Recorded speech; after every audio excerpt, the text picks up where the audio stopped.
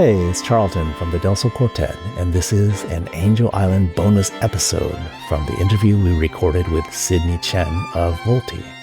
Volti is the vocal ensemble that was instrumental in the development and world premiere of the Angel Island oratorio by Huang Ruo.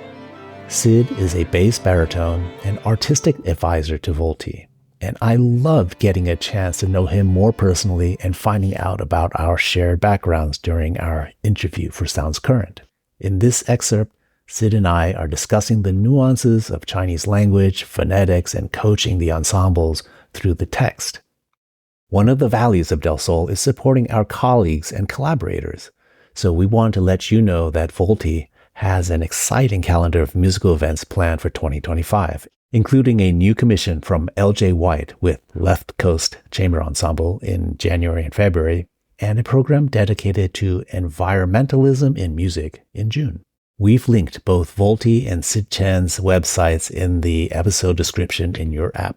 And if you haven't yet heard parts 1 through 4 of Sounds Current Angel Island, please take some time to go back and listen so you get the full story. And now here's my conversation with Sid. So Volti is a vocal ensemble that's dedicated to contemporary music. It's currently 16 voices, more or less, depending on the project. Sometimes we expand a little bit, sometimes they're smaller. It was started by Robert Geary, who still is the artistic director and conductor of the group. The group started out as a chamber chorus that did Bach and Britten. And then there was a pivot, I would say about maybe 15, 20 years into the group, where there was a real desire for focusing in on the work that's being created today. Like, what are composers today, artists today thinking about? What is it that motivates someone to create in this environment? So that's what we've been doing. We've been commissioning work and premiering work and championing composers who want to write for masked voices.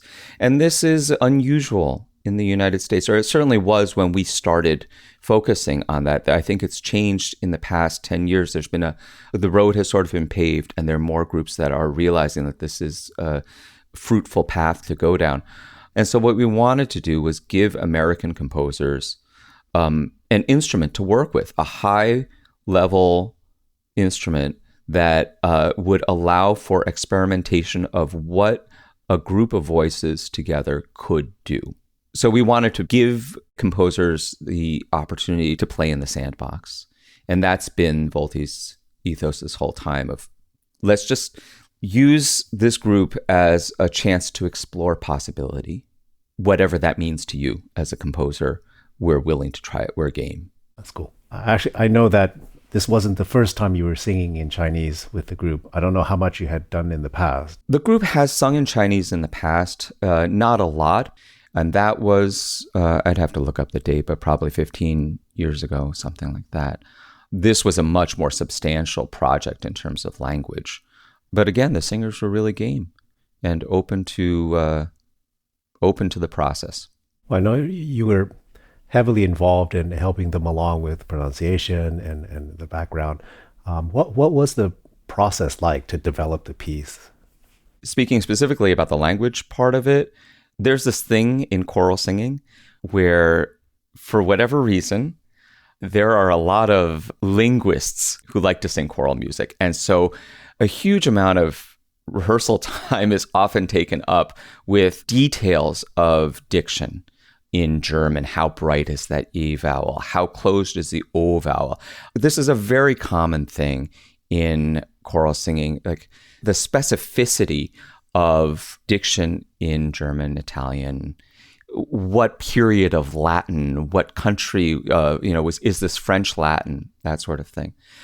What I've experienced in the past is that once you get to Chinese, I'm not speaking about Volti, but in other environments and hearing other groups, that specificity has not been there. There just hasn't been as much care given. And I could speculate as to why, but it's disappointing to me, knowing that in the choral culture, we care so much that the language sounds like the language that we're singing. And often when I hear choruses sing in Chinese, it just doesn't sound like Chinese. So when preparing this piece, that became a very important thing, that Volti sound like we were singing in Chinese, that the words had meaning. And so the process was interesting because there are a number of vowels and consonants in Chinese that have no direct parallels to English or any European language, right? So rather than just having a native speaker read the poems, read the text, and then try to imitate it, what we did was I found a number of language pedagogy videos, pronunciation pedagogy videos, specifically by Chinese language teachers teaching non-Chinese speakers how to produce those sounds. What does your tongue do? How is this vowel different from a vowel that you know? And so we sent those out. We transcribed all of the text into IPA. And these are tools that professional singers are used to working with. And so everybody took those materials and started to get familiar with the sounds that they needed to make and sing on. Then I recorded all of the text slowly, because what singers need often is to hear what vowel we're singing on or what consonant we're singing on. So I recorded all of the text slowly so that people could emulate that. And we also provided them with translations, full translations of the poems, and then word-by-word translations of the text. And then certain things we just had to drill. And when things didn't sound right, we corrected them. But yeah, that's the basic overview of the language part of it. No, it was incredibly... I feel the same way. I mean, obviously, I'm not as experienced with working with choirs and such, but I've heard enough of various choirs attempting to sing in Chinese and going, oh, God. Yeah, I recognize the difficulty of it. It is hard. But I also feel like there is a responsibility on the part of the performer to tackle the hard things in a serious way.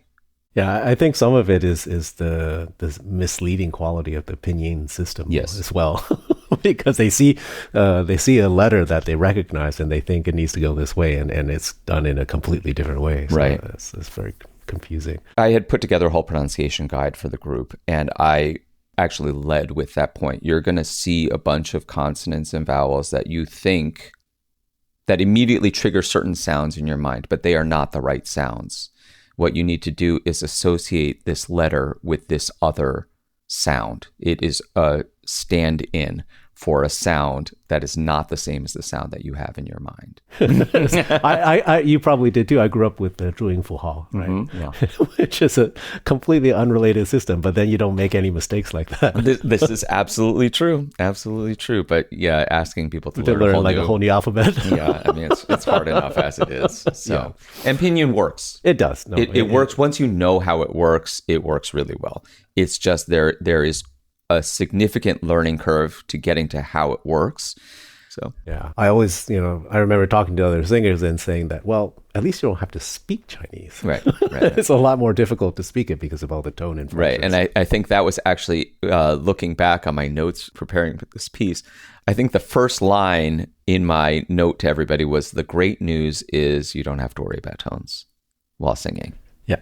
So that certainly removes a whole chunk of concern. Hey, Charlton and Sid. Yeah.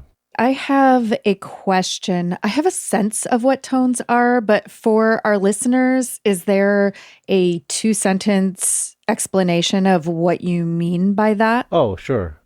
So I think that might have even been the first line that I wrote in the notes to the singers was, at least you don't have to worry about tones, because there are 4 tones in Mandarin Chinese. Ah, ah, ah, ah. Ma, ma, ma, ma. 4 different words or more.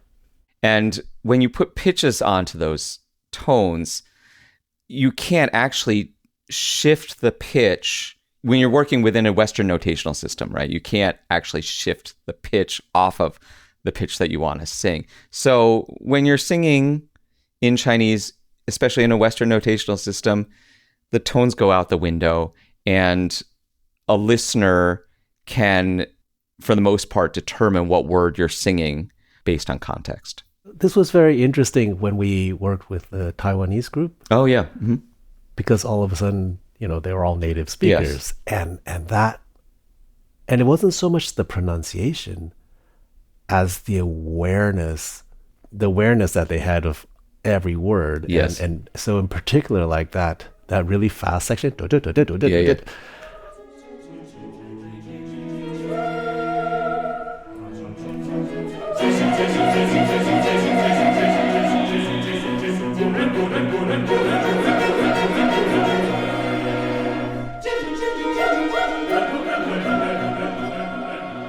It came alive in a way that I hadn't experienced before or after. Yeah.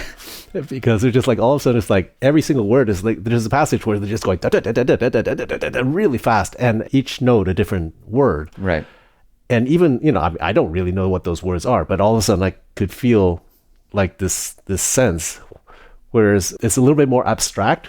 And this is just kind of this sensation. It's like when with non-native speakers, there's a bit of an abstractness with in particular, that passage. I can totally imagine that, because I can, just bringing it up, I can imagine a level of clarity, of expression that's possible in that section with a native speaker, because you're not actually dealing with the mechanics of producing the sound, which a non-native speaker does need to think about.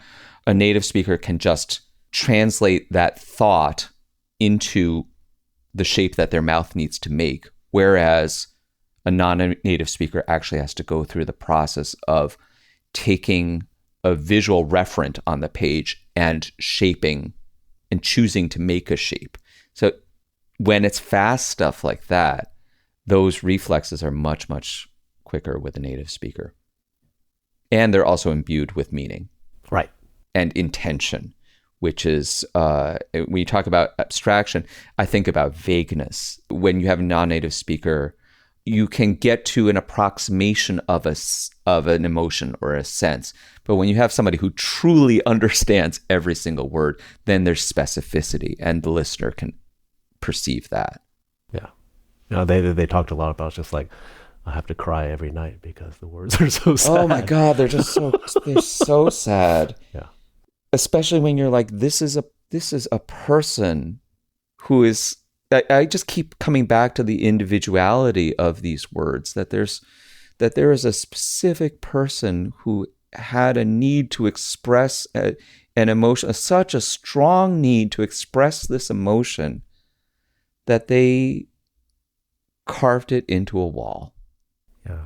What you mentioned earlier about the intentionality of that expression, like going through, I imagine that probably they marked it up with a pen or pencil or something at first, and then they carved it.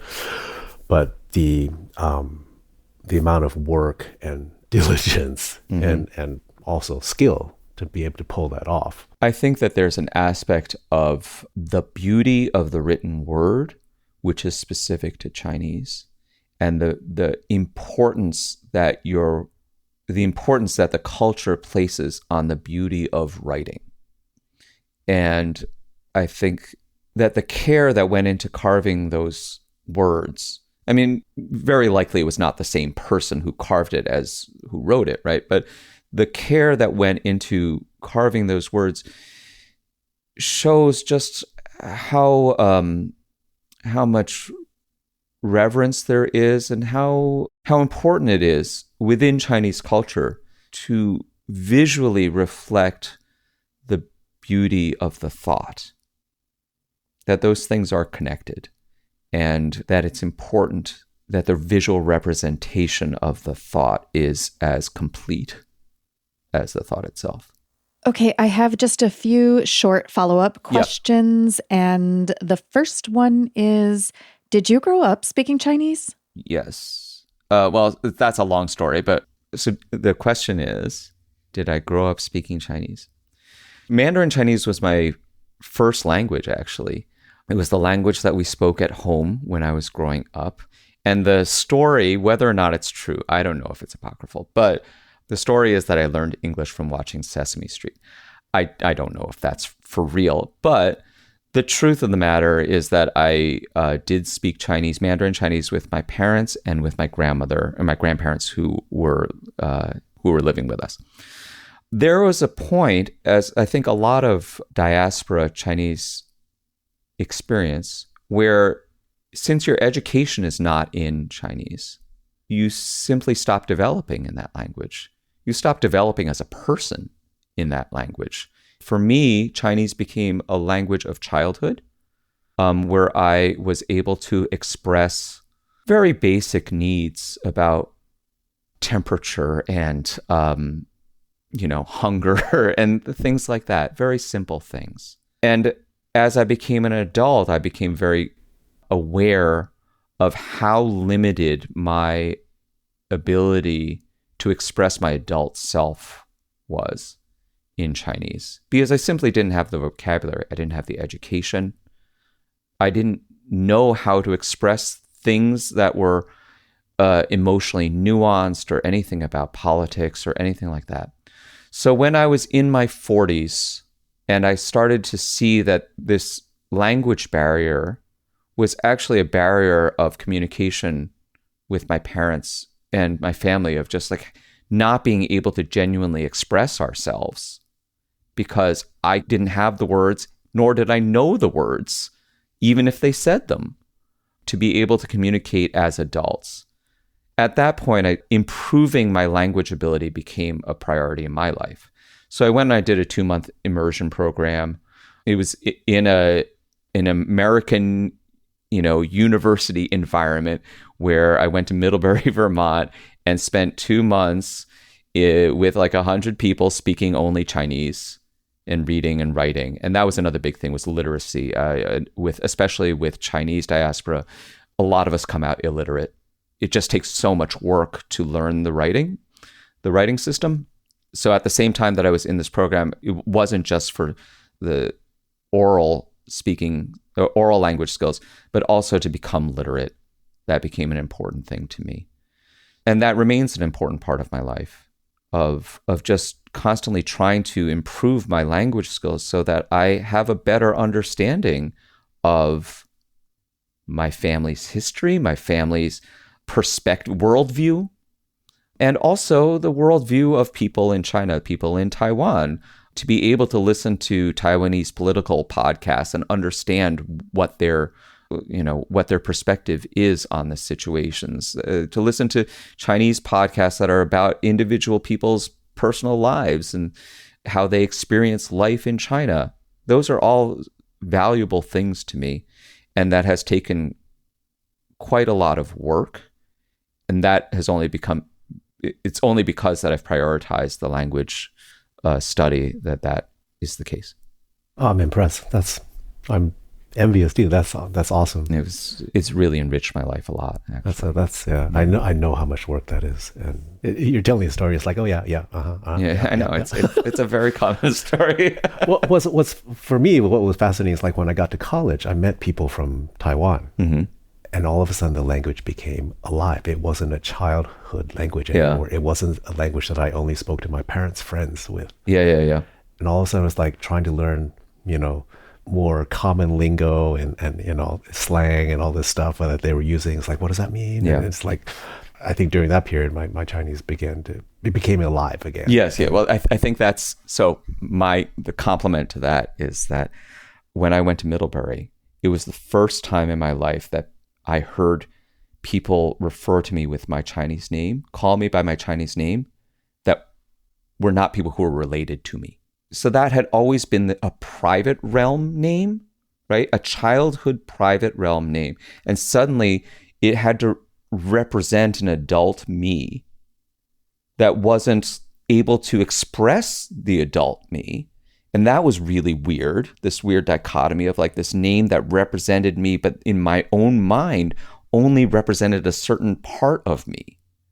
And so to say, okay, well, actually, no, this name has to represent all of you. It's like, oh, okay, well, then that's weird. And then also when I was in China, I had this very strong realization that I have an association of my Chinese self as being dependent. I was always dependent on my parents to navigate in a Chinese environment. I was always dependent. There was a lack of autonomy. It was a childhood passive experience to be moved through Taiwan. To be moved through a Chinese environment was like I was following my parents, and they ordered things. They dictated where we went. And there was often a sense of confusion attached to that. In this case, I was like, okay, I can read well enough to get around. I understand, like, I had this experience of going into a museum and like looking at the wall text. I was like, I can read that. I understand the layout. I understand the maps. Blah, blah, blah. I understand how to use the subway. I understand how to, and then there was autonomy and an adultness attached to the language, Right. which was very, very different from being a child in the language. Yeah. Which is interesting. That was an interesting observation. My first China experience was really being dropped off the deep end because I got there. My first time in China was in 89 in June. So South? I landed in Shanghai and I was planning to go to Beijing. And of course, all hell broke loose. Oh, shit. Wow. June 89, Tiananmen Square. That's crazy times. It was really crazy times. So my relatives in Shanghai, Right after? before and during. I was there before and during. And probably fortunately, my relatives in Shanghai, they just like said, no, you can't go to Beijing. You have to stay here. You look like one of us. They'll shoot you. I was like, what? Yeah. I was clueless. I was young, and I was just like, I want to go to where the action is, right? It's like, oh, I probably would have gotten shot, probably. So, but that was my adult experience in Chinese. God. Wow. So you were what, like 17-ish? No, I was in my 20s. Oh, you were in here. Okay. Yeah. Good Lord. Yeah, that's a whole nother podcast. Wow. It's just utterly craziness. Well, I think we're in a good position for our spin-off, which is Charlton and Sid talk history, language, and music. Sounds Current is a production of the Del Sol Quartet and the Del Sol Performing Arts Organization. Del Sol is Catherine Bates, Benjamin Creeth, Haegang So-yoon, and me, Charlton Lee. This podcast is produced and edited by Andrea Klunder at the Creative Imposter Studios. Technical direction by Edwin R. Ruiz. Additional production support from Alex Riegler. Cover art by Felicia Lee. Our theme music was composed by me and performed by Del Sol Quartet. Angel Island was composed by Huang Ruo with generous funding from the William and Flora Hewlett Foundation, with additional funding from the Phyllis C. Wattis Foundation and the Clarence E. Heller Charitable Foundation. Special thanks to Andrea Fellows-Feinberg and Don Feinberg, who believe our stories are worth sharing. And thank you to all of our guests and collaborators in the ever-expanding world of Angel Island. You can find links to all of the resources and partners mentioned in this episode in the show notes in the episode description in your app and at delsolquartet.com/podcast. To learn more about Del Sol Quartet and the Angel Island Project, visit delsolquartet.com.